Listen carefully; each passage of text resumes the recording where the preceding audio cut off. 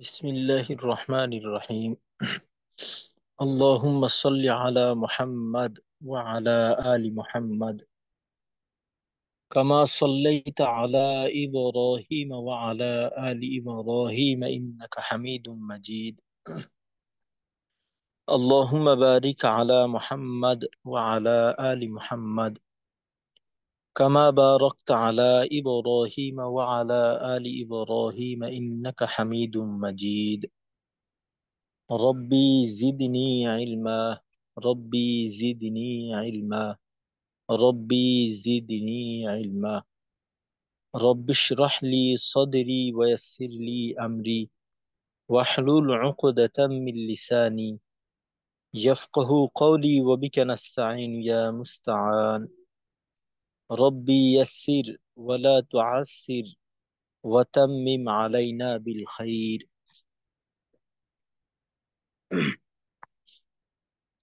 আলহামদুলিল্লাহ, আজকে আমাদের এসো তাজউইদ শিখি, এসো সিফাত শিখি নবম ব্যাচের 18তম ক্লাস।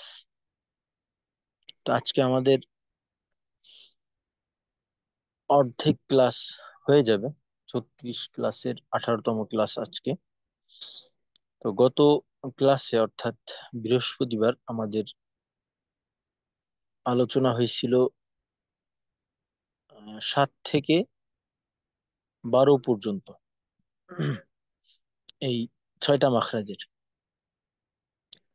তো ইনশাল্লাহ আজকে আমাদের মাখরাজের আলোচনা শেষ হবে।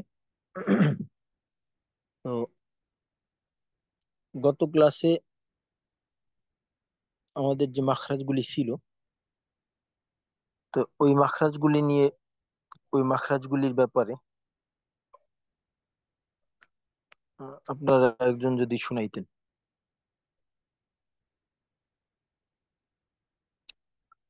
7 থেকে 12তম মাখরাজ পর্যন্ত।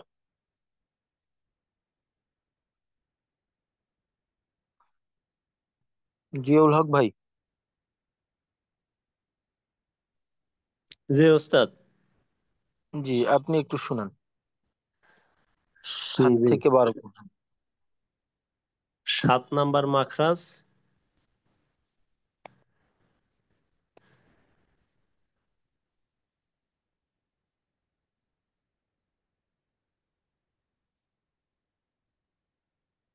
জিহ্বার গোড়ার কিনারা উপরের মাড়ির দাঁতে গোড়ার সঙ্গে লাগাইয়া। দদ। দদের উচ্চারণ দ, দি, দু। ওস্তাদ, যজম তাসদিদ দিয়ে শোনাবো? আচ্ছা, হ্যাঁ, অবশ্যই উচ্চারণ শুনে নিতে পারেন। আর এর সাথে আপনার মাখরাজের যে দিকগুলি আছে, যে কিভাবে আমরা আসলে মাখরাজের ব্যবহারটা করব, ওই বিষয়ে একটু বললে ভালো হইতো আর কি। যেমন জি ওস্তাদ। মারির দাঁত বলতে কয়টা দাঁত, তারপর আবার কোন দিকটা ব্যবহার করব। জি ওস্তাদ। তা জিহ্বার গোড়া আমরা গোড়ার কিনারা উপরের মাড়ির পাঁচটা পাঁচটা 10টা দাঁতের সাথে ওই যে আপনার সিফাতের দিকটা পড়ছিলাম, স্থিতওয়ালার ক্ষেত্রে লম্বা।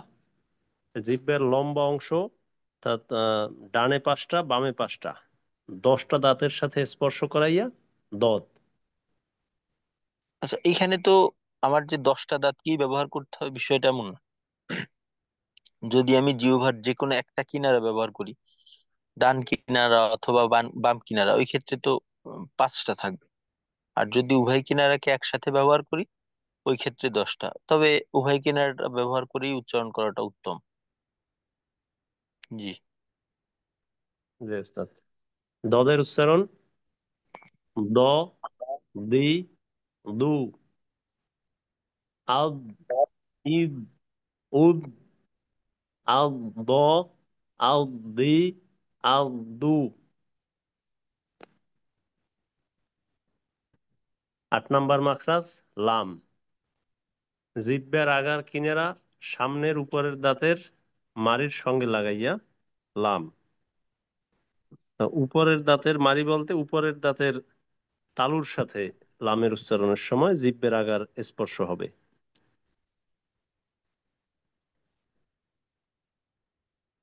আচ্ছা।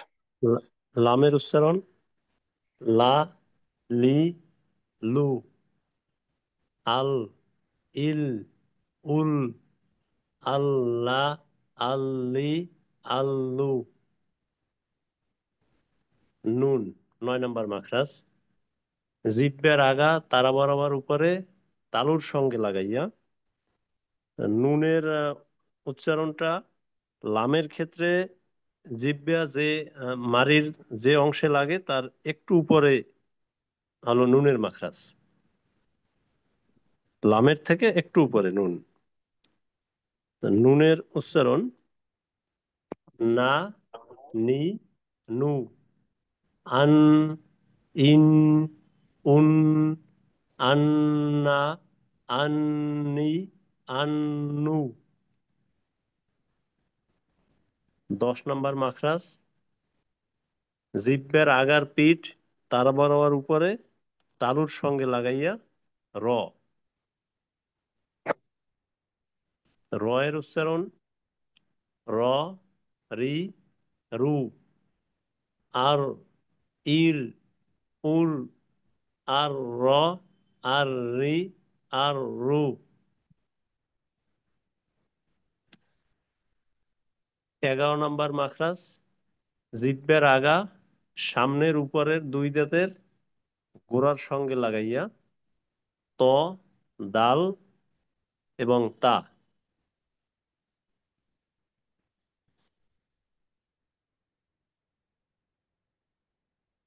ত এর উচ্চারণ ত, তি, তু, আত, ইত, উত, আত, আতি, আতু। দালের উচ্চারণ দা, দি, দু, আদ, ইদ, উদ, আদা, আদি, আদু। 12 নম্বর মাখরাজ। জিহ্বার আগা সামনের নিচের দুই দাঁতের পেট ও আগার সঙ্গে লাগাইয়া সদ, সিন, জা। সদের ক্ষেত্রে জিহ্বার আগা সামনের উপরের দুই দাঁতের আগার সঙ্গে লাগবে। সামনের সিনের নিচে, সামনের সামনের, নিচে। জি নিচের ওস্তাদ, সামনের নিচের দুই দাঁতের আগার সঙ্গে স্পর্শ করবে সদের ক্ষেত্রে। সিনের ক্ষেত্রে দুই দাঁতের আগার থেকে একটু নিচে। আর জায়ের ক্ষেত্রে একেবারে দুই দাঁতের পেটের সঙ্গে স্পর্শ হইবে। তো সদের উচ্চারণ স, সি, সু, আউস, ইস, উস, আউস, স, আউস, সি, আউস, সু। সিনের উচ্চারণ সা, সি, সু, আস, ইস, উস, আসা, আসি, আসু। জায়ের উচ্চারণ জা, জি, জু, আজ, ইজ, উজ, আজা, আজি, আজু।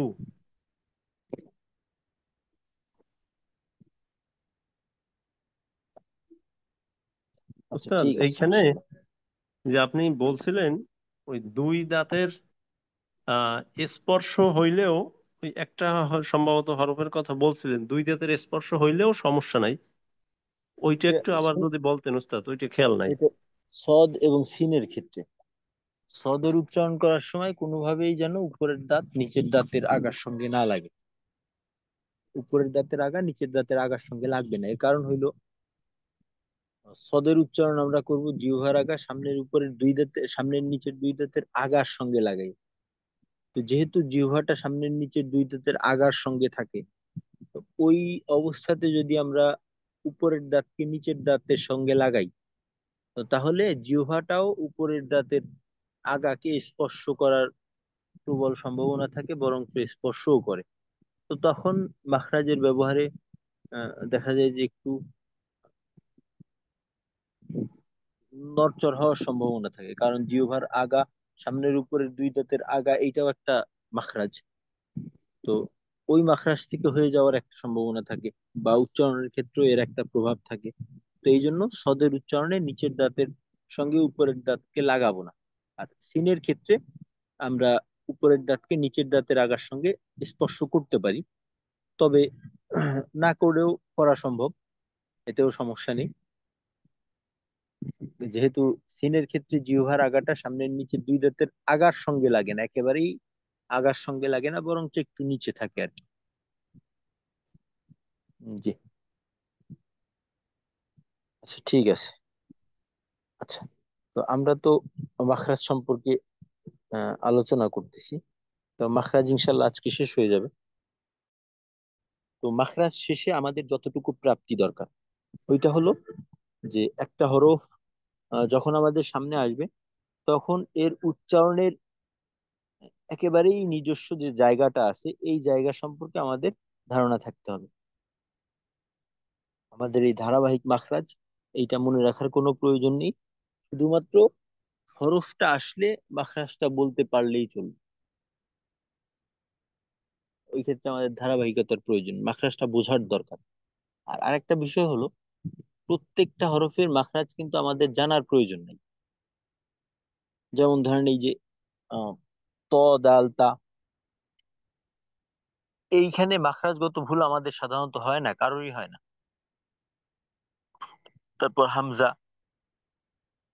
হা, কাফ, এই সমস্ত হরফের ক্ষেত্রে মাখরাজগত ভুল অন্তত বাঙালিদের হওয়ার কথা না, কারণ এই জায়গাগুলোর ব্যবহার আমরা মাতৃভাষাতেও করি।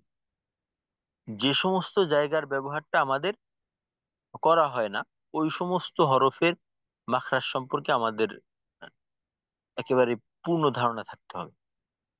তো ইনশাল্লাহ আমরা এইভাবে তৈরি করব নিজেকে।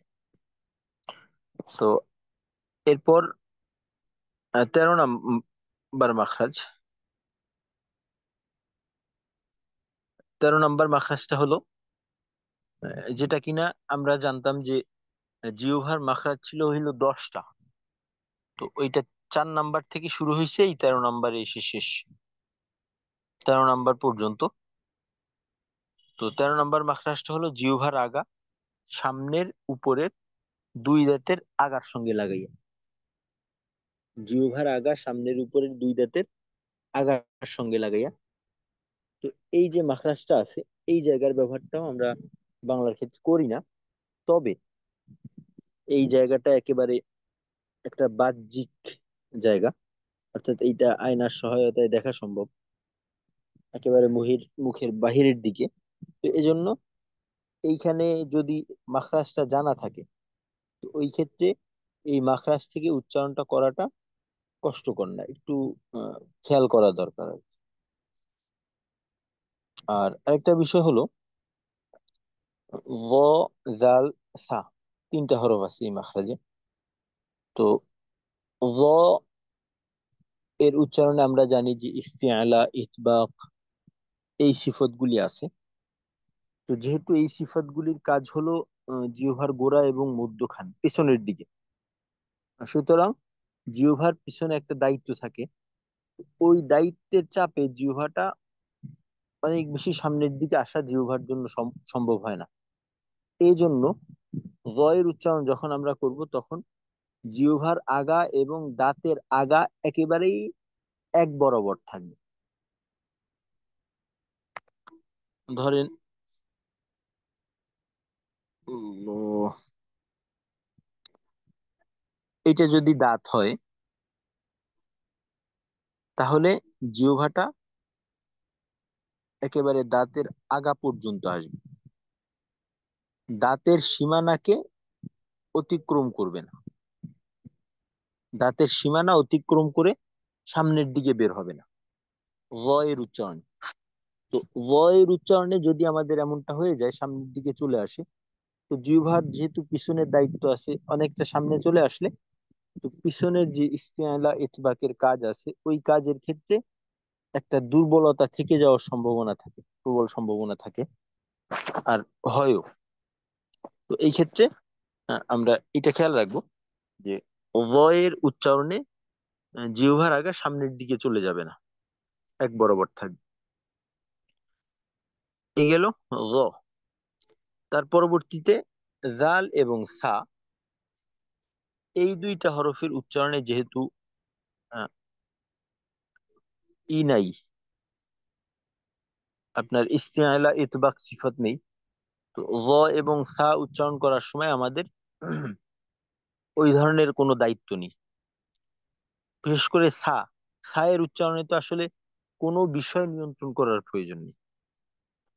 কারণ আমরা জানি যে সায়ের যে সিফাত গুলি আছে প্রত্যেকটাই হলো দুর্বল সিফাত, এখানে কোনো শক্তিশালী সিফাতই নেই। সুতরাং মাখরাজের ব্যবহারটা একেবারে আলতো করে হবে।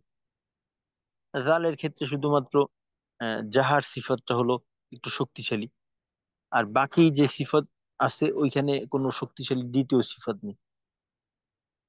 তো এই জন্য জ এবং সা, ওই জাল এবং সা উচ্চারণ করার সময় জিহ্বার আগা একেবারেই সরাসরি দাঁতের আগা বরাবর থাকবে না, বরঞ্চ আহ, এই দুইটার ক্ষেত্রে জিহ্বার জিহ্বার আগাটা দাঁতের সীমানাকে অতিক্রম করে একটু সামনের দিকে যাবে। জিহ্বার আগার কিছুটা অংশ দাঁতের থেকে সামনে চলে যাবে আর কি। তো এই হলো জ এর সাথে জাল এবং সায়ের মাখরাজের একটু পার্থক্য। তো ভ এর উচ্চারণটা আমরা যেভাবে করব, ভ, ই, উ, আও, ইউ, উ, আও, আও, ই, আও, উ। পরবর্তীতে সা, সা এর উচ্চারণটা হবে সা, সি, সু, আস, ইস, উস, আসা, আসি, আসু। তারপর জাল, রা, রি, জু, আজ, ইজ, উজ, আজা, আজি, আজু। এভাবে। তো এখানে এই এতক্ষণ যে বিষয়টা বললাম ওই বিষয়টা কিন্তু এই চিত্র দিয়েও ওইটা বোঝানোর চেষ্টা করা হয়েছে। তবে এখানে চিত্র অনেক ছোট হওয়ার কারণে বিষয়টা ক্লিয়ারলি বোঝা যায় না। যে র এর ক্ষেত্রে দাঁতের আগা জিহ্বার আগা একই পয়েন্টে থাকবে, আর জাল সার ক্ষেত্রে জিহ্বার আগাটা একটু বাহিরের দিকে চলে আসবে। তারপর আহ, জিহ্বার মাখরাজ যেহেতু শেষ, তো এখন আমাদের শুরু হবে পরবর্তী যেটা ছিল যে দুই ঠোঁট। তো আমরা আগের থেকেই জানতাম যে দুই ঠোঁট থেকে দুইটা মাখরাজ। প্রথমটা হলো নিচের ঠোঁটের পেট সামনের উপরের দুই দাঁতের আগার সঙ্গে লাগাইয়া, হ্যাঁ, হ্যাঁ। তো ফার ক্ষেত্রে জিহ্বার আগা এটা তো নির্ধারিত, ওই সামনের উপরের দুই দাঁত, এটা নির্ধারিত। নিচের ঠোঁটের পেট সামনের উপরের দুই দাঁতের আগার সঙ্গে লাগাইয়া, তো দুই দাঁতের আগা এখানে, আর অন্য কিছু বোঝার কোনো সম্ভাবনা থাকে না। তবে নিচের ঠোঁটের পেট, পেট বলতে গেলে কিন্তু নিচের ঠোঁটের ভিতরের দিক, অর্থাৎ স্বাভাবিকভাবে দুই ঠোঁটকে মিলিত অবস্থায় রাখলে বাহির থেকে ঠোঁটের যে অংশটা দৃষ্টিগোচর হয় না, দেখা যায় না, ঠোঁটের মিলনের ভিতরে থাকে, ভিতরের দিকে থাকে, বা এখানে আমরা সহজ কথায় বলতে পারি যে ঠোঁটের ভেজা অংশ, মুখের ভিতরের দিকটা একটু ভেজা থাকে, বাহিরের দিকটা শুকনা থাকে। তো দুই ঠোঁটের ভেজা জায়গার সাথে আমাদের সামনের উপরের দুই দাঁতের আগা লাগবে। আর যেহেতু আমাদের জানা আছে যে ফায়ের প্রত্যেকটা সিফাতই দুর্বল, অর্থাৎ শক্তিশালী কোনো সিফাত ফায়ের ভিতরে নেই, যদিও মধ্যম সিফাত পাওয়া যায়, তবে শক্তিশালী কোনো সিফাত ফার মাঝে নেই। সুতরাং ফায়ের মাখরাজের ব্যবহারটা হবে একেবারেই আলতো ভাবে। এখানে কোনো প্রকার আমাদের বাড়াবাড়ি শক্তির প্রয়োগ, এটার কোনো প্রয়োজন নেই।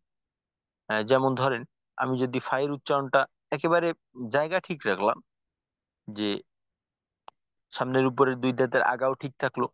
তারপর ঠোঁটের যে অংশের ব্যবহারের কথা বলা হইলো, অর্থাৎ ভিতরের দিক, ভেজা জায়গা, ওই জায়গাটার ব্যবহারটা, এই যে জায়গা ঠিক রাখলাম, জায়গা ঠিক রেখে যদি আমি ফায়ের উচ্চারণটা এইভাবে করি, ফা,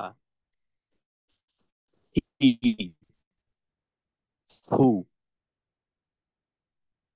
এইভাবে যদি করি, তো এইটা কিন্তু একটু মাখরাজের উপর প্রেসারটা বেশি হয়ে গেল। যেহেতু এখানে হামস, রিখা, সিফাত, তো এই সিফাতের আওয়াজ চালু, বাতাস চালু, এর সাথে সাথে আরেকটা চাহিদাও আছে। ওইটা হলো রিখোয়ার ক্ষেত্রে আওয়াজটা নমনীয় হবে, কোমল হবে, মসৃণ হবে। তারপর হামসের ক্ষেত্রে আওয়াজটা বাতাস যুক্ত থাকবে এবং মাখরাজের চাপটা হবে হালকা। এই বিষয়টা কিন্তু এখানে পাওয়া গেল না। সুতরাং ফায়ের উচ্চারণের ক্ষেত্রে আমাদের ফা বলার সুযোগ নেই। তো এখানে আমাদের বলতে হবে আলতো করে ফা, ফি, ফু, আওয়াজ থাকবে, বাতাস থাকবে, আওয়াজটা থাকবে মোলায়েম। তো ফার উচ্চারণটা আমরা করব ফা, ফি, ফু, আফ, ইফ, উফ, আফা, আফি, আফু। তারপর ঠোঁটের দ্বিতীয় মাখরাজ, বা এখানে আমরা বলতে পারি 15 নম্বর মাখরাজ। তো 15 নম্বর মাখরাজ হলো তিনটা হরফ 15 নম্বর মাখরাজে। তো তিনটা হরফকেই সাধারণত আলাদা আলাদা ভাবেই মাখরাজের উল্লেখ করা হয়। তো 15 নম্বর মাখরাজটা একসাথে হলো দুই ঠোঁট হইতে ওয়াও বা মিম। 15 নম্বর মাখরাজ দুই ঠোঁট থেকে ওয়াও বা মিম। তো এখানে প্রথমত আসি আমরা বা এর কাছে। তো বা হলো দুই ঠোঁটের ভিজা জায়গা থেকে, যেমনটা কিনা ফার ক্ষেত্রে আমরা বলছি ঠোঁটের ভিজা জায়গা, শুকনা জায়গার বিষয়টা। তো দুই ঠোঁটের ভিজা জায়গা থেকে, অর্থাৎ স্বাভাবিকভাবে আমরা উপরের ঠোঁটকে নিচের ঠোঁটের সঙ্গে লাগাইয়ে যেভাবে রাখি, ওইভাবেই বায়ের উচ্চারণটা হবে। আর বায়ে যেহেতু জাহার সিদ্ধা এই সিফত গুলি পাওয়া যায়, শক্ত, শক্তিশালী, তো এজন্য এখানে একটু চাপ দিয়ে ঠোঁটে একটা চাপ থাকবে, আর তারপর উচ্চারিত হবে। যেমন বা, বি, বু, আব, ইব, উব, আব্বা, আব্বি, আব্বু। এখানে আওয়াজ দুর্বল হওয়ার কোনো সুযোগ নেই। আমরা জানি যে সিদ্ধার যে হরফগুলি আছে, এর প্রত্যেকটা উচ্চারণ কিন্তু শক্ত। তবে কাফ তার ক্ষেত্রে একটু শিথিলতা থাকলেও বাকি যে ছয়টা আছে, কফ, ত, বা, জিম, দাল, হামজা, এই ছয়টা হরফের উচ্চারণে কোনো প্রকার শিথিলতা নেই এখানে। শক্তভাবে উচ্চারণ করতে হয়। যেমন বা, এখানে যে আমি বলি বা, বা, বি, বু, বা, বা, আওয়াজটার মাঝে আহ, শক্ত বা শক্তি, এই বিষয়টা এখানে পাওয়া গেল না। বা, বি, বু, আওয়াজ শক্ত হওয়ার সাথে বা নরম হওয়ার সাথে আওয়াজ জোরে হওয়া বা আস্তে হওয়ার কিন্তু কোনো সম্পর্ক নেই।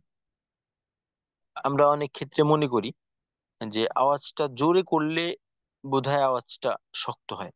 না, আস্তে আওয়াজও শক্ত হইতে পারে, আবার জোরে আওয়াজও নরম হইতে পারে। হুম? তো এই বিষয়টা খেয়াল রাখতে হবে।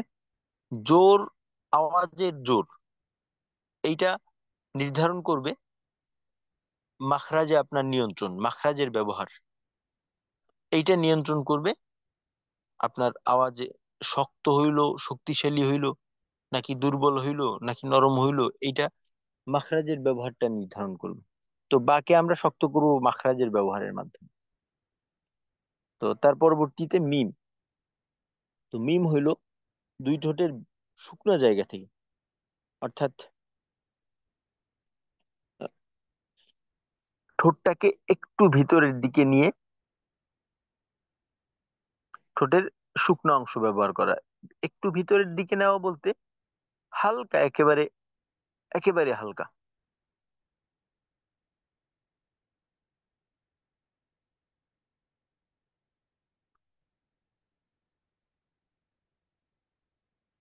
তো এখানে ভিতরের দিকে নেওয়া বলতে অনেক বেশি নিয়ে গেলাম তা না। এখানে বলতে পারি বা যে জায়গার থেকে করি ওই জায়গার থেকে হালকা যতটা কম হইতে পারে অতটুকু পরিবর্তন করে তারপর মিমের উচ্চারণ করা। তো মিমের উচ্চারণটা মা, মি, মু, আম, ইম, উম, আম্মা, আম্মি, আম্মু। এখানে আমাদের মনে রাখতে হবে মিমের উচ্চারণটা একেবারেই যেন বায়ের জায়গা থেকে না হয়। তো পাশাপাশি যদি আমরা বা এবং মিমকে উচ্চারণ করি, তো তখন যদি দেখা যায় যে বা এবং মিমের একেবারেই সেম জায়গা, তো বুঝতে হবে যে আমার একটু সমস্যা হচ্ছে। এইটা বা এবং মিম হইছে একেবারেই কাছাকাছি জায়গা, একেবারেই কাছাকাছি। বা স্বাভাবিক অবস্থায়, মিম একটু ভিতরে নিয়ে। আহ, তারপর 15 নম্বর মাখরাজের সর্বশেষ হরফ ওয়াও। তো ওয়াও হইল দুই ঠোঁট গোল করে মাঝে সামান্য ফাঁক রেখে উচ্চারণ করতে হবে। তো ওয়াও এর উচ্চারণটা, অর্থাৎ দুই ঠোঁটের মাঝে যদি একটা আঙ্গুল রেখে ঠোঁটটাকে বন্ধ করি, তো আঙ্গুলের কারণে যতটুক ঠোঁট ফাঁকা থেকে যায় বা ঠোঁটের এক অংশ আর এক অংশের সাথে স্পর্শ করে না, লাগে না। তো ওয়াও এর ক্ষেত্রে একেবারে ওইরকম একেবারেই গোল থাকতে হবে। এই গোলের ক্ষেত্রে কিন্তু কোনো উম, এমন যেন না হয় গোলের শেপটা নষ্ট না হয়। একেবারে যতটা গোল করা যায় অতটা গোল করে ওয়াও এর উচ্চারণ করা। তো ওয়াও এর উচ্চারণের এই উচ্চারণ করতে গিয়ে আমাদের অনেক সময় সমস্যা হয়ে যায়, যদিও কিনা আমরা বাংলার ক্ষেত্রে এই জায়গার ব্যবহারটা করি। যেমন ও, ও, ও, ওয়াও গোল করে একটা স্বর। তো সমস্যাটা হয় কি, সমস্যাটা হয় আসলে আমরা বাংলা স্বরবর্ণের ক্ষেত্রে আবার স্বর চিহ্ন এই ব্যবহারটা কিন্তু হয় না। যেমন মনে করেন উম, দীর্ঘ উ। তো দীর্ঘ উতে কি কোন সময় আকার দেওয়া হয়? হয় না, কারণ এটা একটা স্বরবর্ণ। এইটার ক্ষেত্রে আবার স্বর চিহ্ন ব্যবহার করা হয় না বাংলার ক্ষেত্রে। তবে আরবির ক্ষেত্রে স্বরবর্ণ হইল ওয়াও, আলিফ, ইয়া। এই তিনটাতে আবার অন্য স্বর চিহ্ন ব্যবহার করা হয়। তো আমরা হয়তো জানি যে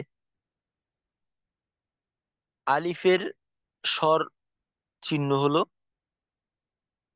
জবর, ইয়া স্বরবর্ণ এর স্বর চিহ্ন হলো জের, আর ওয়াও স্বরবর্ণ এর স্বর চিহ্ন হলো পেশ। তো সমস্যাটা বাধে গিয়ে ওয়াও এক স্বরের।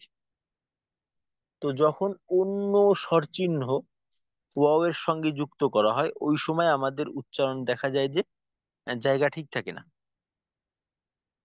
বা অনেক সময় ওয়াও এর ক্ষেত্রে আমরা ঠোঁট ঠিকই গোল করি। এই আলোচনাটা আগে একবার হয়েছিল যে আমরা মাখরাজে যাই, কিন্তু মাখরাজে গিয়ে যে কাজটা করা দরকার ওই কাজটা আমরা করি না। এইখানেই হয় সমস্যা। মাখরাজে ঠিকই গেলাম, কিন্তু যে উদ্দেশ্যে যাওয়া ওই উদ্দেশ্যটা সম্পূর্ণ করলাম না। তো এইখানে মাখরাজে যাওয়া আর না যাওয়া সমান। বরঞ্চ বলা যাইতে পারে ফাও কষ্ট করে মাখরাজে গেলাম, এই কষ্টটা না করলেও পারতাম। তো ওয়াও এর ক্ষেত্রে অনেকটা এমন হয়, আমরা ঠোঁট গোল করি কিন্তু ওয়াও এর উচ্চারণটা করি ওয়া, ও, আ। এই দুইটা আওয়াজের একটা মিশ্রণ, বা এই দুইটা আওয়াজই একেবারে পাশাপাশি আসে ওয়া। ওয়া না, ওয়া, ওয়া, ওয়া। জেরের উচ্চারণ উই, উই। এখানে উই এমনটা না, অনেকে দেখা যায় ওয়াউজের উই, উই, উ, ই এমন হয়ে যায়। ওয়াও পেশ উ, ওয়াও পেশ। আবার অনেকেই বলে উ, ওয়াও পেশ উ, আংশিক বা পূর্ণ হামজা পেশ উ এর মতো উচ্চারণ করে। তো এটা একেবারেই ক্লিয়ার ভুল।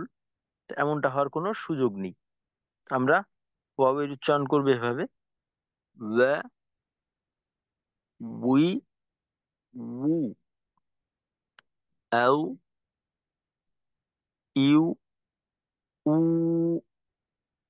আওয়া, আউই, আউ। আর আরেকটা বিষয়, যাদের ওয়াবের উচ্চারণটা মাখরাজ থেকে হয় না, তারা একটা কৌশলের মাধ্যমে আমরা ওয়াবের উচ্চারণটা করতে পারি। ওইটা হলো এইভাবে যে আমরা ঠোঁট গোল করব। ওয়াবের মাখরাজের ক্ষেত্রে যেটা করণীয় ওইটা করব। ওইটা করার পর বায়ের উচ্চারণটা করব। আমরা জানি যে বায়ের উচ্চারণ হলো দুই ঠোঁটকে মিলাইয়া, কিন্তু এখানে আমরা দুই ঠোঁট মিলাবো না। দুই ঠোঁট গোল করে মাঝে সামান্য ফাঁক রেখে আমি যদি বায়ের উচ্চারণ করার চেষ্টা করি, দুই ঠোঁট গোল করলাম, মাঝে সামান্য ফাঁক রাখলাম, তখন উচ্চারণ যদি আমি বাজর বা, বা এই উচ্চারণটা ঠোঁট ঠোঁট গোল করে মাঝে সামান্য ফাঁক রেখে যদি করতে চাই, তখন উচ্চারণটা হয় ওয়া। বা হয় না, ওয়া এমন হয়। এইটাই কিন্তু প্রকৃত ওয়াওয়ের উচ্চারণ। তো আমাদের যদি ওয়াওয়ের ক্ষেত্রে সমস্যা থেকে থাকে, বা আমরা চেক করে নিতে পারি নিজেরটা, এইভাবে একটু দেখবো। এটা খুবই একটা আহ, কার্যকরী একটা কৌশল। আহ, এখন উম, 16 নাম্বার মাখরাজ।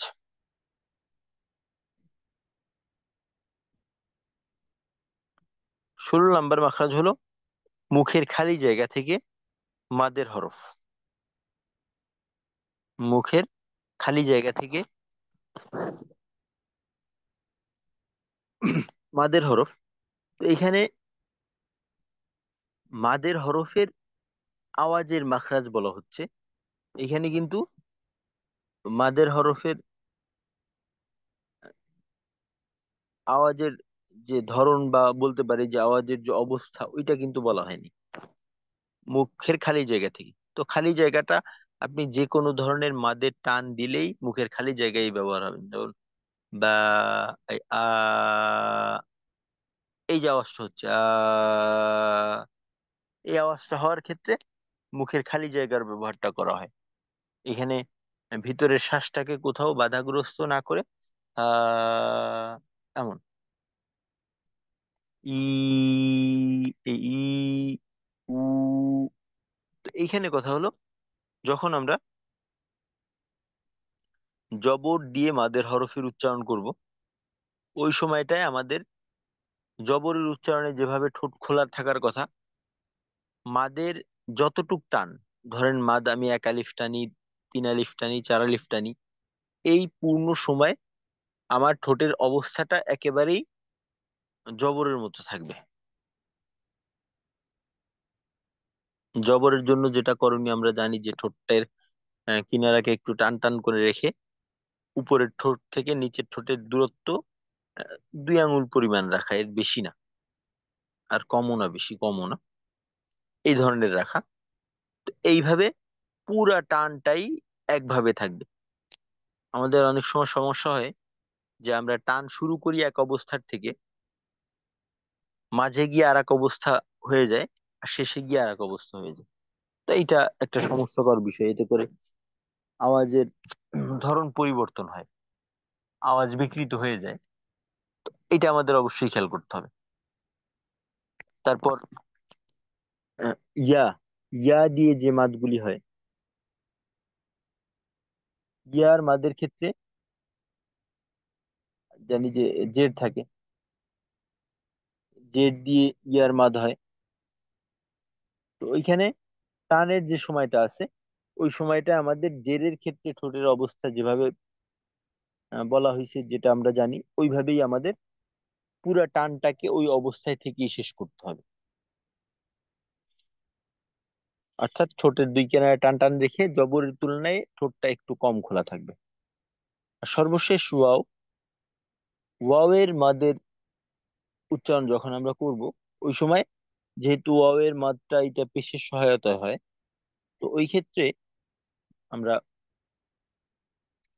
একেবারে ঠোঁট গোল রেখে পুরো টান শেষ করব। যেমন মনে করেন বু, এই যে বু, বা ওয়াও পেশ এর উচ্চারণটাকে আমি যতটা সময় নিয়ে করলাম, পূর্ণ সময়টা আমাদের ঠোঁটের অবস্থা একই রকম থাকবে, এখানে অবস্থার কোনো পরিবর্তন হবে না। টান শেষ আমার, ঠোঁটের গোলও শেষ। টান শেষ হওয়ার আগ পর্যন্ত ঠোঁটের গোলের মাঝে কোনো পরিবর্তন না। তো আমাদের অনেক সময় হয় কি যে টান আস্তে আস্তে শেষের দিকে যাই, আর এই গোলটাকে ভাঙতে থাকি। তো এইটাকে ভাঙা যাবে না, এই অবস্থাটাকে অক্ষত রেখে আমাদের শেষ পর্যন্ত পৌঁছে দিতে হবে। তাহলেই আমাদের উচ্চারণটা একেবারে সুন্দর এবং সঠিক হবে। অন্যথায় আমাদের উচ্চারণ ত্রুটিপূর্ণ থেকে যাবে। সর্বশেষ, নাকের বাসি থেকে গুণনা উচ্চারিত হয়। তো গুণনা এটা আমাদের জন্য সমস্যাকর হয় না, কারণ এটা আমরা এক্ষেত্রে অভ্যস্ত। কারণ বাংলায় আমাদের এই নাকে আওয়াজ করার বিষয় আছে, যেমন চন্দ্রবিন্দুতে হয়, তারপর আবার ন, ম, এই সমস্ত হরফ উচ্চারণ করতে গেলে বা এই সমস্ত বর্ণ উচ্চারণ করলে আওয়াজ নাকে চলে যায়। তো নাকের বাসি থেকে গুণনা উচ্চারিত হয়, যথা আন্না, আম্মা, আংতা। এটা হলো গুণনার মাখরাজ। আর গুণনা চলাকালীন সময় কিন্তু আমাদের আহ, অন্য হরফের মাখরাজে অবস্থান করতে হবে, বা গুণনার পরিবর্তনের কারণে দেখা যায় যে মুখের ভিতরের অবস্থার পরিবর্তন হয়। যেমন ইকফা গুণনার ক্ষেত্রে আমরা এক ধরনের করি, যে নাকের থেকে গুণনাটা করি, মৌখিক অবস্থানটা পরবর্তী হরফের মাখরাজে গিয়ে থাকে। আবার কোনো কোনো ক্ষেত্রে নুনের মাখরাজে থেকে গুণনা করি, কোনো কোনো ক্ষেত্রে মিমের মাখরাজে থেকে গুণনা করি। তো এই যে বিষয়গুলো, এইটা প্রত্যেকটা থাকবে। কারণ এক কাজের সময় দেখা যায় অন্যান্য বিষয়ও থাকে। তো যেটা করতেছি ওইটার দিকে একেবারে পূর্ণ ধ্যান দিলাম, বাকিদেরকে ভুলে গেলাম, এটা কিন্তু সমস্যাকর একটা বিষয়। তো ইনশাল্লাহ, এই যেভাবে আমরা মাখরাজের আলোচনাগুলো করলাম, তো ইনশাল্লাহ আমরা নিজেদের মাঝে এই বিষয়টাকে ধরে রাখতে হবে। তো অর্থাৎ আমার অবস্থার পরিবর্তনের জন্য কমপক্ষে যতটুকু প্রয়োজন এতটুকু হলো বাধ্যতামূলক, এটা আমাদের করতেই হবে। তো ইনশাল্লাহ আমরা এই যেভাবে আমরা মাখরাজ সম্পর্কে জানলাম, এইভাবে উচ্চারণ করার চেষ্টা করব। আল্লাহ রাব্বুল আলামিন আমাদেরকে তেলাওয়াত পূর্ণ বিধান মেনে করার তৌফিক দান করুন।